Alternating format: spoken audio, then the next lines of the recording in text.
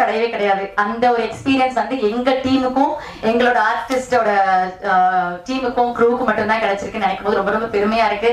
நாங்க பட்ட ஒவ்வொரு கஷ்டமும் முயற்சியும் உழைப்பும் அந்த கடலுக்கும் முழுமையா சொல்லணும்னா அந்த கடல் பக்கத்துல எல்லாரும் வெவ்வேறு மதத்தினர் இருந்தாலும் ஒரு அந்தோனியோ சர்ச் இருக்கும். டெய்லி காலையில போன உடனே எல்லாரும் போயிட்டு அவருக்கு ஒரு கும்பிடு போட்டுட்டு ஆரம்பிப்போம். ஒவ்வொரு நாளும் ஆரம்பத்துல 3-4 நாள்லாம் ரொம்ப ரொம்ப அதுதான் என்னடா செம்ம வெயில், 6 மணிக்கெல்லாம் அப்படி ஒரு வெயில் இருக்கும்.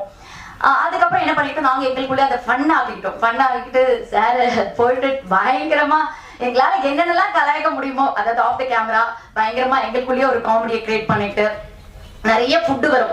யோகி பாபு சார் கிட்ட இருந்து, அதுக்கப்புறம் MS பாஸ்கர் சார் கிட்ட. ஏன்னா அந்த கப்பலுக்குள்ள உட்காந்துட்டோம்னா, அந்த படகுக்குள்ள உட்காந்துட்டோம்னா உண்மையாவே கஷ்டமா இருக்கும். அப்படி திரும்ப முடியாது, அப்படி கஷ்டமா இருக்கும். ஒருத்தவங்க உட்காரும் போது இன்னொருத்தவங்களுக்கு இடம் பத்தாது, அவங்க தொட மேல நம்ம கால் வைக்கிற மாதிரி இருக்கும்.